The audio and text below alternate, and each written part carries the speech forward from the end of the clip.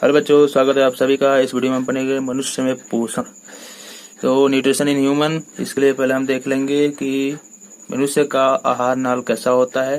तो चलिए मैं आपको आहार नाल दिखा देता हूँ। यहाँ पे आप देख सकते हैं आहार नाल को, कि आहार नाल में यहाँ पे मुख होता है, जहाँ से हम भोजन ग्रहण करते हैं। पीछे उसके बाद इसमें एक मुंह में जीभ होता है, फिर बहुत सारे दांत होते हैं और भी बहुत कुछ जानकारियां होंगी जिसको मैं एक एक करके बताऊंगा। आगे आता है ग्रंथि, जिसका नाम है लार ग्रंथि, जिसे लार निकलता है। फिर नीचे आते हैं तो ट्रैकिया, जिसे श्वास नली या ट्रैकिया कहा जाता है, श्वास की नली जिससे होकर हवा अंदर आती है। यहाँ पे दो छिद्र होते हैं, एक निगल द्वार, एक कंठ द्वार होता है। जो नीचे आता है कंठ द्वार, निगल द्वार, वो ग्रसनी से होकर जाता है। एक कंठ द्वार हवा के लिए होता है। ये होता है डायफ्राम, जो डायफ्राम का काम करता है। यहाँ पे आगे आते हैं तो यकृत होता है। फिर यहाँ पर आएंगे तो ये हमारा बड़ा सा आमाशय होता है, जिसके बगल में ये प्लीहा लगा हुआ है। फिर ये जो निकला हुआ है ये है अग्न्याशय। ठीक है, आमाशय में ही हमारा भोजन का पाचन होता है, जहाँ से HCl अम्ल स्रावित होता है। मैं आपको शॉर्टकट बता दे रहा हूँ ताकि मैं एक एक करके बाद में समझाऊंगा। तो चित्र को याद रखें, कौन सा क्या होता है। यकृत यहाँ पर है, पीत की थैली यकृत के बगल में ये रहा। फिर ये कोलन, छोटी आंत को कोलन कहा जाता है। ये बड़ी आंत को, ये हो गया बड़ी आंत, इसको हम कोलन या बड़ी आंत भी बोलते हैं। ठीक, छोटी आंत इसमें कौन है, जो सबसे लंबा, उसी को छोटी आंत कहा जाता है। छोटी आंत क्यों कहा जाता है, क्योंकि ये थोड़ा इससे पतला है, इसलिए छोटी आंत कहा जाता है, लेकिन है बहुत लंबा। और फिर रेक्टम ये लास्ट में है, जिसको मलाशय बोला जाता है, जिसमें मल जमा रहता है। और ये अपेंडिक्स, जिसको अपशिष्ट बोला जाता है, अवशिष्ट, अवशिष्ट बोला जाता है, जिसका कोई कार्य नहीं है। तो चलिए अब एक एक करके हम लोग पढ़ लेते हैं। मनुष्य में पोषण के लिए हम जानेंगे कि मनुष्य का आहार नाल कैसा होता है। पहले मनुष्य में पोषण होता है, तो मनुष्य में पोषण के लिए एक आहार नाल बनाया गया है, जिससे होकर आहार नीचे जाता है, जो अभी आपको मैंने दिखाया। चलिए एक एक करके जान लेते हैं कि मनुष्य का आहार नाल कैसा होता है। तो अभी आपने देखा, तो मनुष्य का आहार नाल अभी आप देखेंगे तो ऊपर से लेकर एक टेढ़ा मेढ़ा डिजाइन तैयार है, इसलिए आहार नाल जो है कुंडलित होता है। तो एक बात पता चला कि कुंडलित होता है। और आगे क्या पता चला, तो इसका अगर आप लंबाई देखें तो लगभग इसका लंबाई 8 से 10 मीटर तक होता है, आहार नाल की लंबाई। और शुरुआत कहाँ से हुआ, तो आपने देखा कि मुख गुहा से शुरू हुआ, मुख से शुरू हुआ और कहाँ तक गया, रेक्टम तक। रेक्टम तक ये फैला होता है। तो इसलिए हम एक एक करके जानेंगे। मुख गुहा के बारे में जानेंगे, फिर जो जो बीच में पॉइंट आएंगे, तो पहले हम लोग मुख गुहा के बारे में जानेंगे। मुख गुहा, ठीक है। तो ये मुख गुहा पहला भाग है हमारा, पहला भाग है, तो इसको लिख देता हूं मैं पहला भाग। पहला भाग लिख दिया। अब ध्यान दीजिए कि मुख हमारा क्या है, ऊपरी जबड़ा निचली जबड़ा ना। मुख गुहा में ऊपर भी जबड़ा रहता है, नीचे भी जबड़ा रहता है। तो ऊपर और नीचे दोनों तरफ क्या रहता है भाई, जबड़ा रहता है। और क्या रहता है, तो उसमें उसे बंद करने के लिए ओठ रहते हैं, है ना, मांसल ओठ रहते हैं उसमें। फिर अच्छा, ये दोनों जबड़ों को बंद करने के लिए जबड़ों, यहाँ पे जबड़ों लिख देता हूँ, 2 जबड़ा। इन दोनों को बंद करने के लिए मांसल होठ होते हैं, मांसल होठ। ठीक है, तो मुंह बंद हो गया। और मांसल होठ के साथ साथ अंदर क्या होते हैं भाई, तो अंदर हमारा जीभ होता है। और क्या होता है, दांत होता है। चलिए दांत हो गया। अब एक एक करके जान लेते हैं। जीभ के बारे में जानते हैं थोड़ा। जीभ, तो जीभ क्या है, जीभ आप जानते हैं मांसल संरचना है हमारे मुंह में एक। तो जीभ भी एक मांसल रचना है, ये बात पता चला। और क्या हम जानते हैं कि इसके ऊपर एक अंकुर होता है, इसके ऊपर एक अंकुर होता है, जिसे हम लोग स्वाद कलिया कहते हैं। स्वाद कलिया, ये क्या करेगा, स्वाद कलिया स्वाद बताने का काम करता था। खट्टा, तीता, तीखा, मीठा, खारा, जो भी हो स्वाद, हर तरह का स्वाद को बताता है ना? हर स्वाद को क्या करता है, बताता है। तो ये वाली बात हुई। अब आगे देखिए, अब हम लोग दांत की बात करेंगे। दांत में क्या होता है, ये मसूड़ा हो गया, मान लीजिए मसूड़ा। तो मसूड़ा में जो अंदर धंसा होता है उसको जड़ कहते हैं, ठीक। और जो ऊपर निकला होता है उसको सिर कहते हैं या शिखर कहते हैं, शिखर। और ध्यान दीजिए ये जो बीच में उसका गर्दन जैसा है इसको ग्रीवा या गर्दन कहते हैं, ग्रीवा या गर्दन कहते हैं, ठीक है। अब ध्यान दीजिए दांत के अंदर खाली स्थान होता है, ठीक, जिसको हम लोग मज्जा गुहा कहते हैं, मज्जा गुहा, खाली स्थान होता है। और दांत के ऊपर जो है, ध्यान दीजिएगा बात को, दांत के ऊपर दंतास्थि होता है, यानी दांत की हड्डियां, दंतास्थि हिंदी में बोलते हैं, इसको इंग्लिश में डेंटाइन बोलते हैं, डेंटाइन। और डेंटाइन के ऊपर इनामेल लगा रहता है, इसके ऊपर इनामेल लगा रहता है जो दांत को सुरक्षा देता है, दांत को क्या करता है, सुरक्षा देता है। सबसे कड़ा है ये, सबसे कड़ा। तो पूछ दिया जाए कि सबसे कड़ा अंग पदार्थ कौन है या सबसे कड़ा हड्डी, तो इनामेल है, या शरीर का सबसे कठोरतम पदार्थ यही है, इनामेल। आगे बढ़ते हैं, देखिए चलिए अब जानेंगे दांत के प्रकार, लेकिन उससे पहले जानेंगे कि वयस्क में कितने दांत होते हैं। तो आप जानते हैं 32 दांत होते हैं, 32 दांत। अब दांत के प्रकार जानते हैं, दांत प्रकार कितने होते हैं, तो 4 होते हैं। कौन कौन? कर्तनक, वेदक, अग्र स्वर्णक और स्वर्णक। तो लिख देता हूं एक लाइन से मैं। तो अभी आपने देखा कि कर्तनक या इंसाइजर, वेदक, कैनाइन, अग्र स्वर्णक, प्रीमोलर, स्वर्णक, मोलर, 4 प्रकार के दांत होते हैं। तो ये चारों का काम क्या है? कर्तनक काटने का काम वेदक, फाड़ने का काम स्वर्णक, और अग्र स्वर्णक मिलकर चबाने का काम करते हैं। तो कार्य भी हो गया इनका, यार उतना लेना देना नहीं हमें। आगे बढ़ते हैं। एक पॉइंट आता है दंत अस्थि क्षय, यानी जहाँ हमारे दांत की अस्थियां हैं, हड्डियां, वो क्षय हो जाती हैं। वो कैसे होता है? तो हम जो भी मीठा पदार्थ खाते हैं, मीठा, आइसक्रीम, चॉकलेट, जो भी हो ऑर्डर, तो इसमें जो शक्कर रहता है, शक्कर यानी चीनी, उस पे बैक्टीरिया, अच्छा इधर के बैक्टीरिया, ये क्या करते हैं, इसके साथ क्रिया करके बना देते हैं उसको अम्ल, ठीक है। अब ये अम्ल क्या करता है, इनामेल जो सबसे हमारा कड़ा पदार्थ है, इनामेल जो दांत को सुरक्षित रखता है, इसको कमजोर कर देता है। क्या कर देता है? कमजोर, और कमजोर करके उस पे छिद्र बना देता है। इसी छिद्र को कहा जाता है दंत अस्थि क्षय, दंत अस्थि क्षय, यानी वही इसको हम आम भाषा में खोलरा भी शायद बोलते हैं, ठीक है। आगे देखिए क्या होता है। अब ये बैक्टीरिया प्लस भोजन के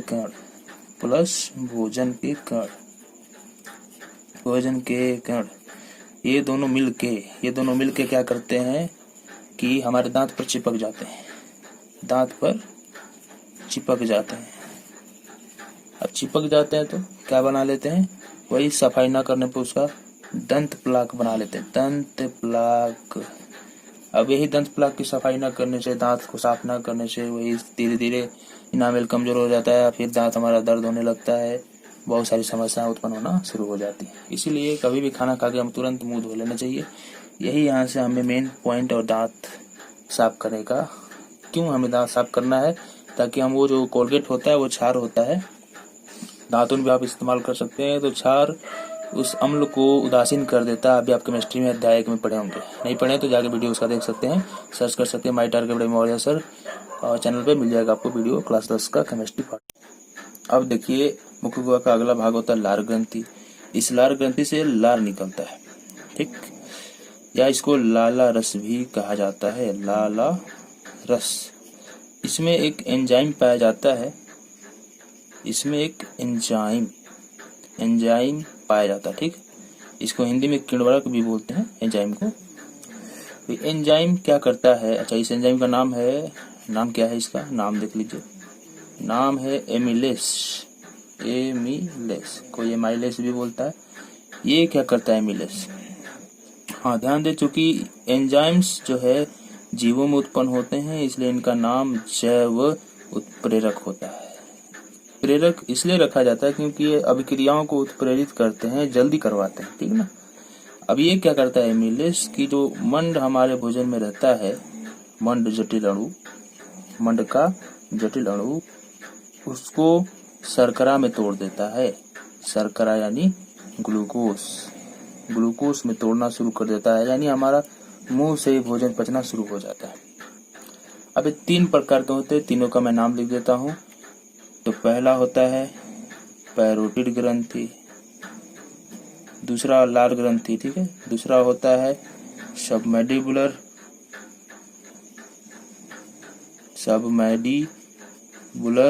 और तीसरा होता है सबलिंगुअल।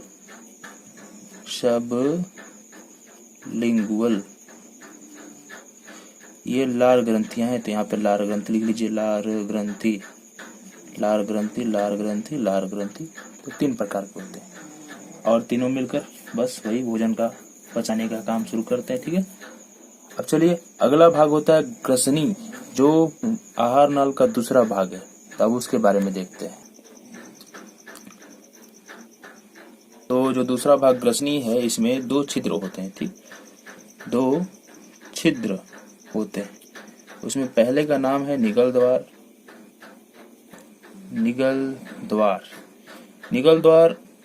आगे जो है ग्रास नली में खुलता है।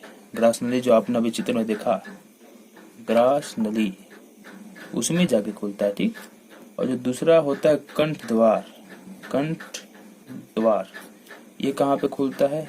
श्वास नली या ट्रैकिया में खुलता है। श्वास नली या ट्रैकिया। ये श्वास नली क्या है भाई? ट्रैकिया। तो ये सांस लेने वाला अंग है जिसमें केवल हवा जाता है, और निगल द्वार जो ग्रास नली से होकर जाता है, इसमें से भोजन जाता है, ठीक है। अब कंठ द्वार के आगे एक पट्टी जैसी रचना होती है, पट्टी जैसी, इसको कहा जाता है एपिग्लॉटिस, ठीक है। अब ये एपिग्लॉटिस क्या करता है? ये भोजन करते समय कंठ द्वार को बंद कर देता है। ये क्या करता है? भोजन के समय कंठ द्वार को बंद कर देता है। यहाँ पे लिख देता हूँ, कंठ द्वार को बंद कर देता है। अब बंद कर देने से क्या होता है कि भोजन जो है श्वास नली में नहीं जा पाता है। भोजन जो है श्वास नली में नहीं जा पाता है, ठीक है, नहीं जा पाता है। ताकि क्योंकि श्वास नली को सांस लेने के लिए बना हुआ है, वहां पे हम भोजन डालेंगे तो गड़बड़ी हो सकता है, पानी डालेंगे तो गड़बड़ हो सकता है। तो हमारा शारीरिक अंग एक्टिव रहते हैं, हर चीजों के प्रति संवेदनशील रहता है। जैसे भोजन जाता है ये बंद कर लेता है। देखते हैं कभी कभी आपको सरक आ जाता है, जिसको कहते हैं सरक जाना, मतलब भोजन सरक जाता है, जिसका से खांसी होने लगता है हमें, क्योंकि कहीं ना कहीं हम जल्दी खाना खाते हैं, जबरदस्ती ज्यादा खाना मात्रा में लेते हैं, तो वही दबाव डालता है इस नली पर और इस ग्लॉटिस पर, जिस कारण से भोजन के कुछ कण अंदर जाने लगते हैं, जिस कारण से हमें तुरंत धक्का मारता है ऊपर हटाने के लिए, इसलिए हमें खांसी होने लगता है। इसलिए आराम से हल्का मात्रा में खाना रहना चाहिए, ठीक है। अब अगला भाग आता है हमारा ग्रास नली। अब ग्रास नली में क्या होता है कि जब ग्रास नली में भोजन आता है, इसमें जब भोजन आता है तो भोजन के कण आएंगे वैसे। तो ध्यान दीजिए यहाँ पे इसकी दीवार में संकुचन शिथिलन होता है। इस तरह संकुचन एक बार सिकुड़ेगा, एक बार फैलेगा। जैसे जैसे कण भोजन के कण आगे बढ़ेंगे वैसे वैसे फैलेगा, पीछे सिकुड़ता चला जाएगा। तो क्या उसको कहा जाता है क्रमाकुंचन, यानी क्रम से कुंचन होता है, सिकुड़ता है, फैलता है, ठीक है। अब ध्यान दीजिए, यहाँ पे भोजन का पाचन नहीं होता। ग्रास नली में पाचन की क्रिया नहीं होती है, क्योंकि बस वहां से आ रहा है। तो क्या होगा? अब सीधा यहाँ से भोजन के कण कहाँ जाएंगे? आमाशय में। तो आमाशय में जाते हैं, तब हम जो है अगला भाग आमाशय के बारे में पढ़ेंगे, ठीक। तो आमाशय एक चौड़ी थैली होती है, ठीक है, चौड़ी थैली। और ये कहाँ पाया जाता है? उदर गुहा के बाईं तरफ पाया जाता है। यानी जो हमारा पेट है हमारा पेट, और इधर साइड हम इसको पेट कहते हैं। वास्तव में पेट नहीं होता, लेकिन हम इसको पेट बोल देते हैं। इसको अंदर जो खाली स्थान होता है उसको उदर गुहा बोलते हैं, ठीक ना। वास्तव में आमाशय को ही पेट बोला जाता है। स्टोमक माने पेट या आमाशय होता है, तो यही पेट होता है जो थैली जैसा होता है छोटा सा, लेकिन हम पूरे हिस्से को पेट बोलते हैं। उसके अंदर जो खाली स्थान पाया जाता है उसके 22 साइड में, यानी उदर गुहा जिसको कहा जाता है। पेट के अंदर जो खाली स्थान है उसके बाईं साइड में ये चौड़ी थैली के रूप में आमाशय पाया जाता है। और जानिए इसके 3 भाग होते हैं। 3 भाग होता है। शुरू में जब भोजन निकल द्वार से इसमें आता है, यानी ग्रसनी से होते हुए ग्रास नली से इसमें आता है, तो अग्र भाग हो गया पहले दान, अग्र भाग। फिर मध्य भाग होता है, मध्य भाग। फिर पिछला भाग होता है, तो 3 भाग हो गए। अब तीनों का नाम है भाई, तो नाम लिख देते हैं। अग्र भाग को कार्डियक भाग कहते हैं, कार्डियक भाग। मध्य भाग को कहा जाता है पुंडिक भाग, पुंडिक भाग। और पिछला भाग को कहा जाता है पाइलोरिक, पाइलोरिक। तो अग्र भाग कार्डियक, पिछला भाग पाइलोरिक, उन दोनों के बीच का भाग पुंडिक भाग कहलाता है। अब ध्यान दीजिए, यहाँ पे जो इसकी भीतरी दीवार होती है, भीतरी दीवार, किसकी भीतरी दीवार? तो आमाशय की। इसकी भीतरी दीवार का जो अस्तर होता है, सतह, स्तंभाकार एपिथेलियम उत्तक से बना होता है। स्तंभाकार एपिथेलियम उत्तक, एपिथेलियम पढ़े होंगे 9 क्लास में, याद होगा आपको। इस उत्तक से बना होता है, उत्तक के प्रकार। तो इस उत्तक से बना होता है, जो स्तंभ जैसे होते खड़े खड़े, जैसे पोल हमारे घरों में लगा होता है खंबा, वैसे ही एपिथेलियम उत्तक से बना होता है। अब ध्यान दीजिए, इस अस्तर में कुछ धसे भाग होते हैं, ठीक है ना, धसे भाग। उस धसे भाग की जो कोशिकाएं होती हैं उसमें वो क्या बनाती हैं? आमाशय ग्रंथि बनाती है। आमाशय, या इसको जठर ग्रंथि भी बोला जाता है, जठर ग्रंथि। ग्रंथि क्या करता है? ग्रंथि एक धारण करने वाला, यूं कह सकते हैं, एक हिस्सा होता है जिससे कुछ न कुछ निकलता है, स्राव होता है, इसलिए उसका नाम ग्रंथि कहते हैं। अब ध्यान दीजिए, इस ग्रंथि से 3 प्रकार की, ध्यान दीजिए, इसमें 3 प्रकार की कोशिकाएं होती हैं। इसमें 3 कोशिकाएं होती, ठीक है। तीनों का नाम मैं लिख देता हूँ। पहला होता है, पहला श्लेष्मा या म्यूकस कोशिकाएं होती है, दूसरा अम्लजन कोशिकाएं होती है, और तीसरा मुख्य या जाइमोजिन कोशिकाएं होती है। ये आमाशय या जठर ग्रंथि से स्रावित होते हैं। 3 कोशिकाएं उसमें पाई जाती है। अब इन तीनों से जो स्राव होता है, तीनों से, उसको कहा जाता है, अच्छा, इनसे तीनों से जो स्रावित होता है उसे जठर रस कहा जाता है, जठर रस, ठीक। अब जठर रस जो चीज है, ये जठर रस, इसके बारे में जानते हैं। इस जठर रस में तीनों कोशिकाओं से 3 तरह के पदार्थ निकलेंगे। अम्लजन कोशिकाओं से HCl अम्ल निकलता है, जिसको हाइड्रोक्लोरिक अम्ल बोलते हैं। म्यूकस कोशिकाओं से म्यूकस निकलता है, म्यूकस या श्लेष्मा। और पेप्सिनोजिन निकलता है इस कोशिका से,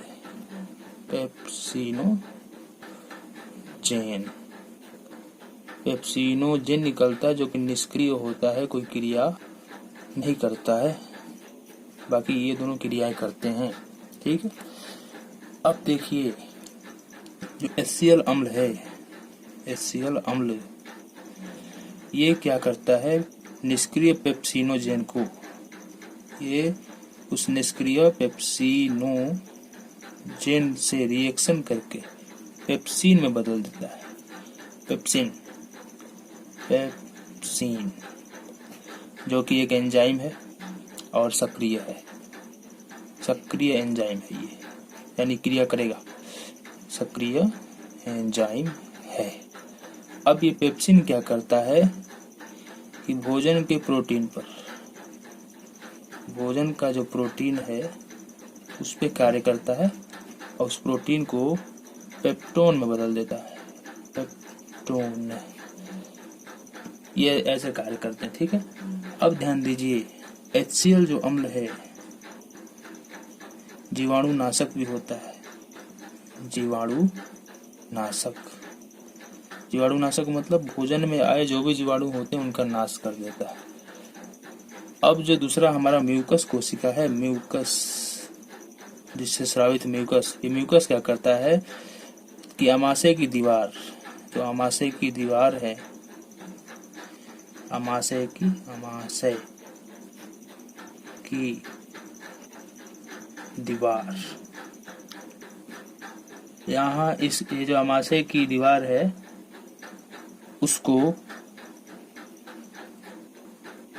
HCl और पेप्सिन, इन दोनों से बचाता है, पेप्सिन से बचाता है। क्योंकि अभी हमने जाना कि ये दोनों सक्रिय होते हैं, HCl अम्ल और वो क्या कहा जाता है, ये अभी जो स्रावित हुआ, हाँ, पेप्सिन, तो ये आमाशय की दीवार को भी क्षति पहुंचा सकते हैं जिससे ये स्रावित होते हैं। तो इसको बैलेंस करने के लिए म्यूकस कोशिकाएं तैनात रहती हैं, ठीक है। अब आगे देखिए, अब देखिए आमाशय की जो आमाशय है, आमाशय उसमें प्रतिदिन मतलब रोज रोज क्या 3 लीटर जठर रस का स्राव होता है। जठर रस का स्राव होता है। ये वाली बात जानकारी मिली, बहुत ही अच्छा जानकारी है। अब ध्यान दीजिए, अगला पॉइंट क्या है कि कभी कभी होता क्या है, कभी कभी, हर वक्त नहीं,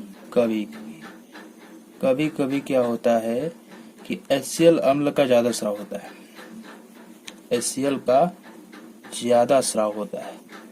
तो ज्यादा स्राव होता है तो म्यूकस घट जाती है भाई।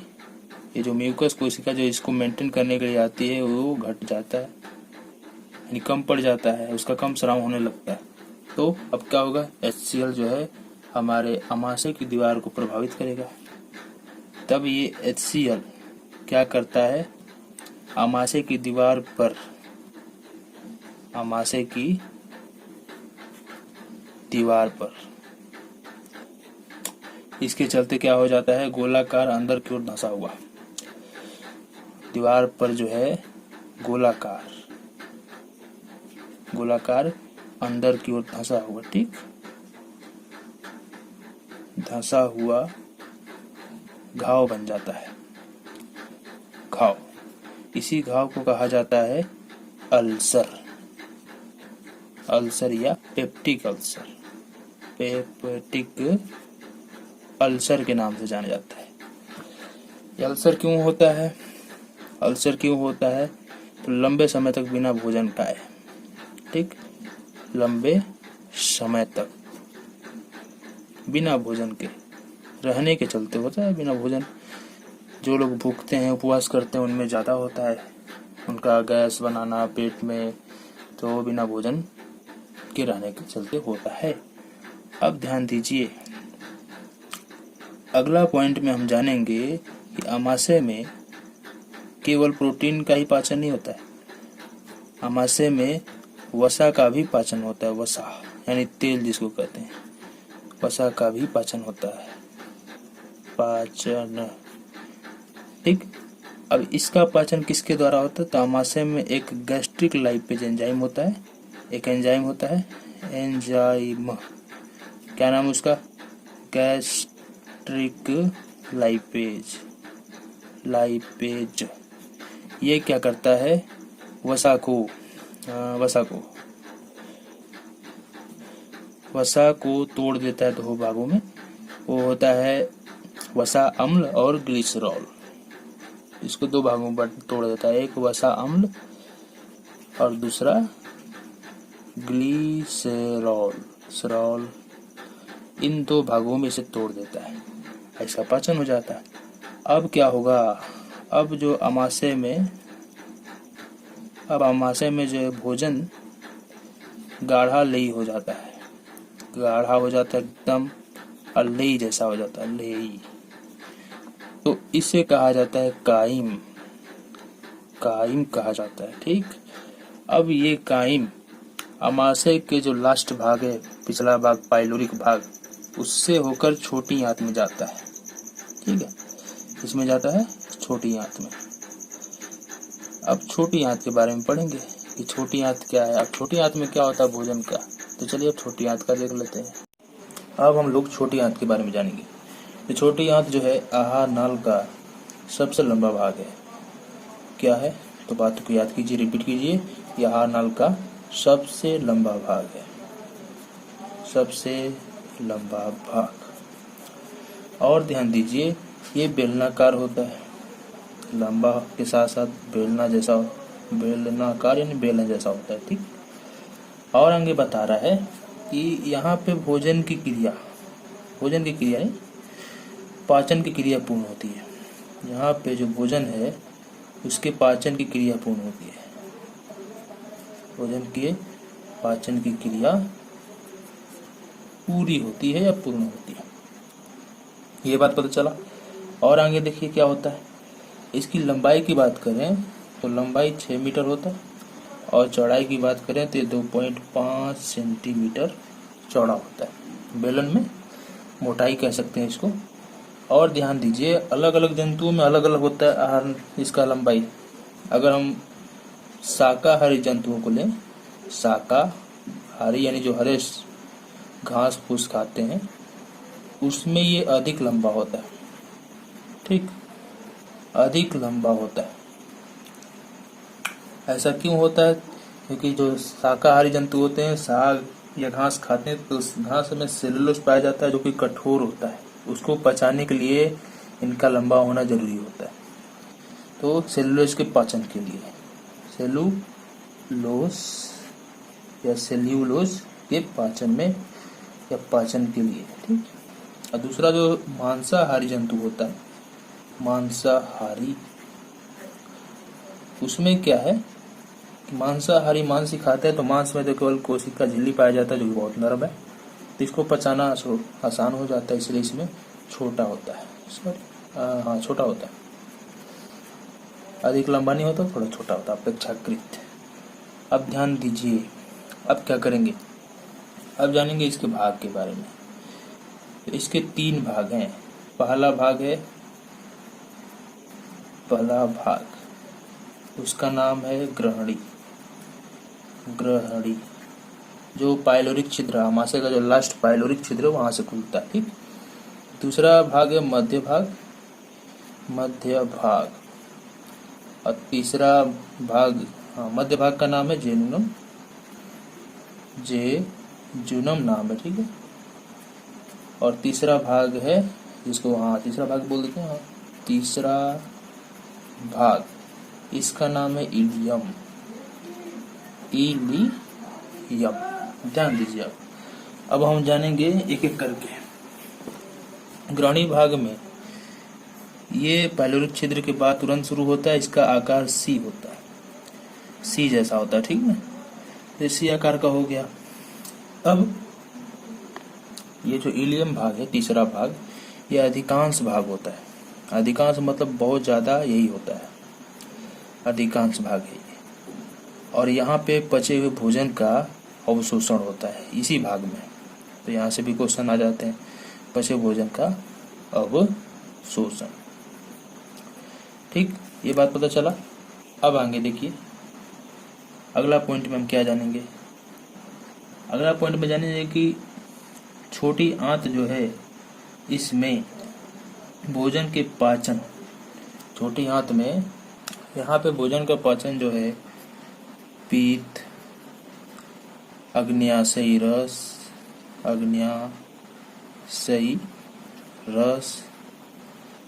और तीसरा का नाम है आंत्र रस। ठीक है, या इसको सक्कस एंटेरिकस बोला जाता है, सक्कस एंटेरिकस, इन तीनों से होता है। ठीक, और ध्यान दीजिए कि जो पीत है, पीत यकृत से स्रावित होता है, यकृत से। अग्न्याशयी रस अग्न्याशय से स्रावित होता है। ठीक, अग्न्याशय। और ये जो आंत्र रस है ये होता है आंत्र ग्रंथियों से स्रावित, आंत्र ग्रंथियों से। तो हम इन तीनों के बारे में जानेंगे, एक एक करके आगे अब जान लेते हैं। अब जानेंगे यकृत के बारे में। यकृत शरीर की सबसे बड़ी ग्रंथि है, सबसे बड़ी ग्रंथि, ये बात जान लीजिए। और इसका भार जो वेट होता है 1.5 kg होता है, इतना जान के। कहाँ रहता है? तो उदर गुहा, यानी जो हमारे पेट की गुहा है, खाली स्थान, उसमें उसके ऊपर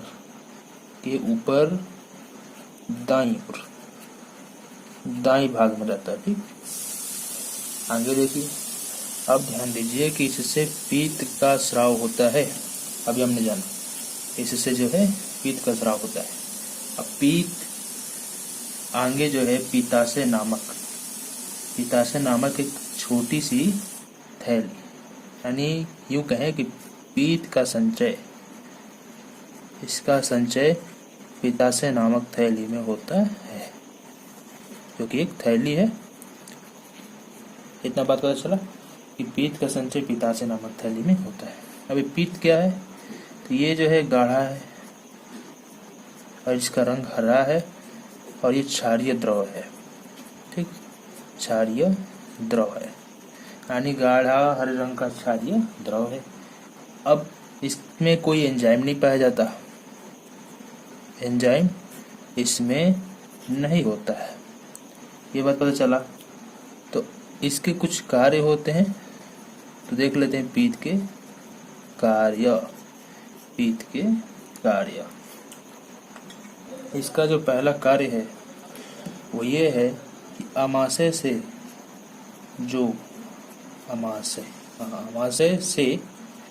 ग्रहणी में, ग्रहणी क्या है? छोटी आंत का पहला भाग है।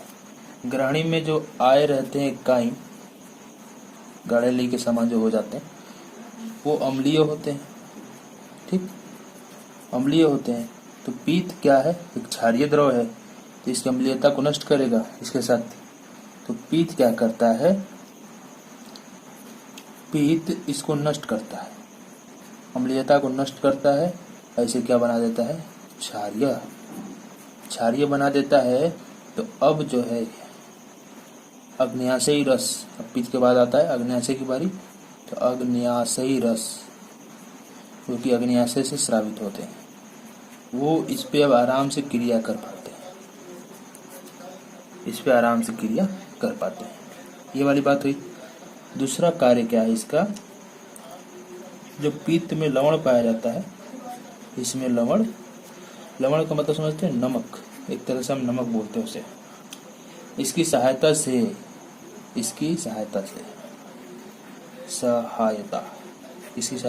लवण की, इसकी सहायता से क्या होता है? वसा का विखंडन होता है,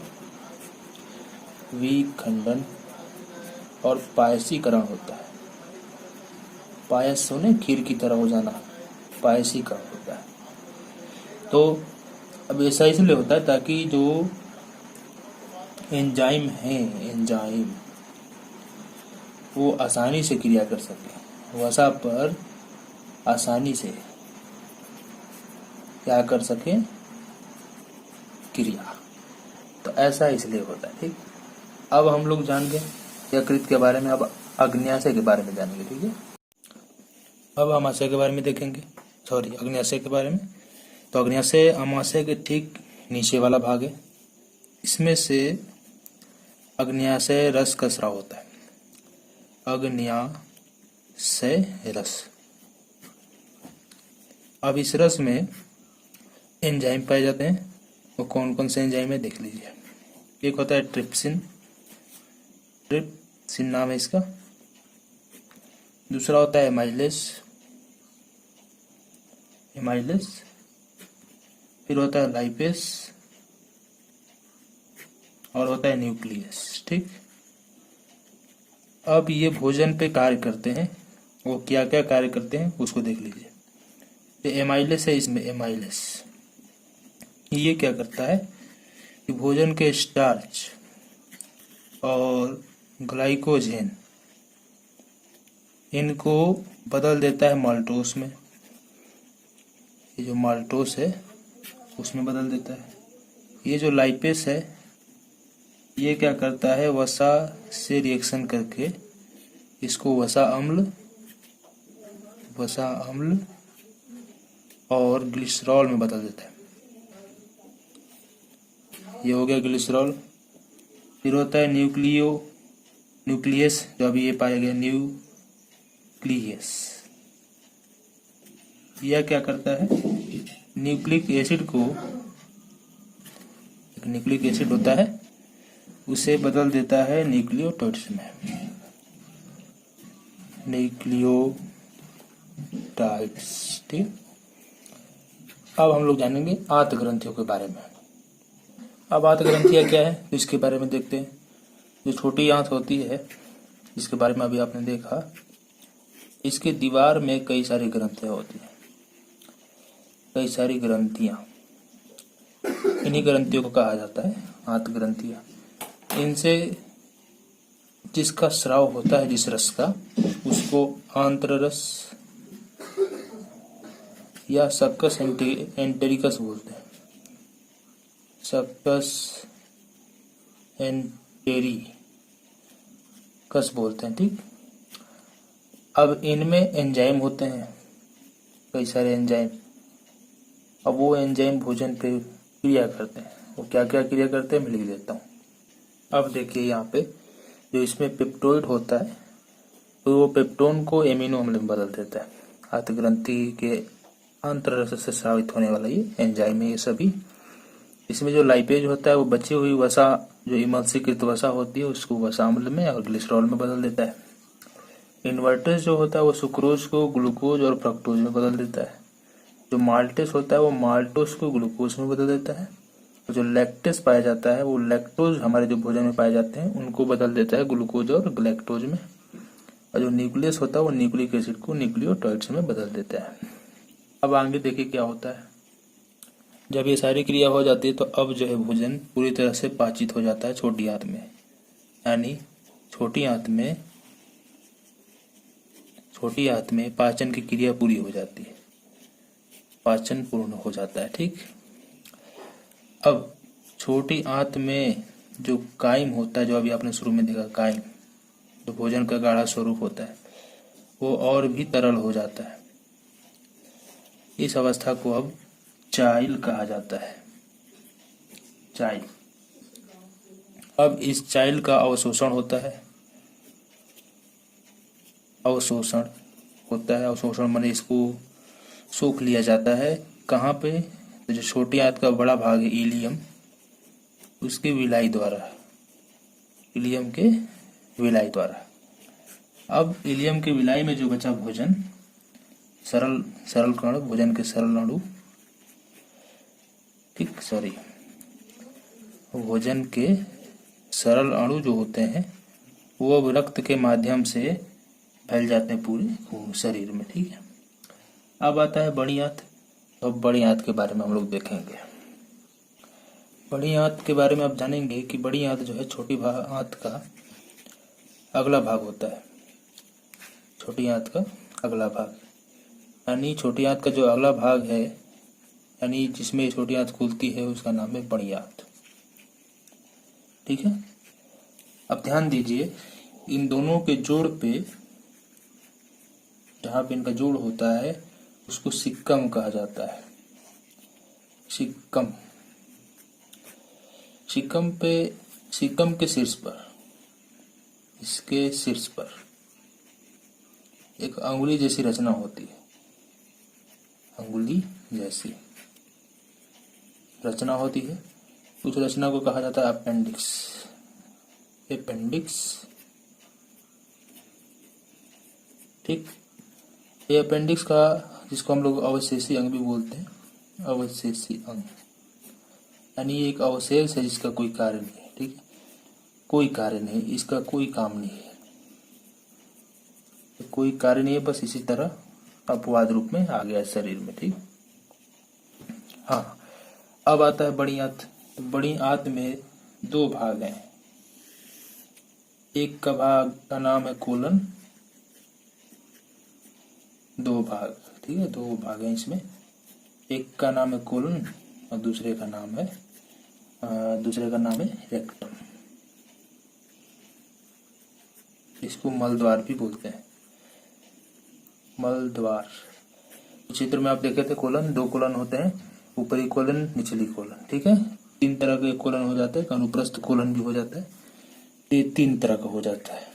चित्र में देखे रेक्टम में क्या है कि रेक्टम में अपचा भोजन, यहाँ पे अपचा भोजन मल के रूप में रहता है, मल के रूप में, और समय समय पर उत्सर्जन क्रिया द्वारा बाहर निकाल दिया जाता है। इस प्रकार ये टॉपिक क्लियर होता है। अब इससे संबंधित जो भी ऑब्जेक्टिव 1 नंबर के, 2 नंबर के या बड़े दीर्घोत्तरीय प्रश्न होंगे 5 नंबर के, सभी प्रश्नों को अगले वीडियो में कराया जाएगा। तो अगला वीडियो इसका जरूर देखिएगा। मिलते हैं अगले वीडियो में। धन्यवाद।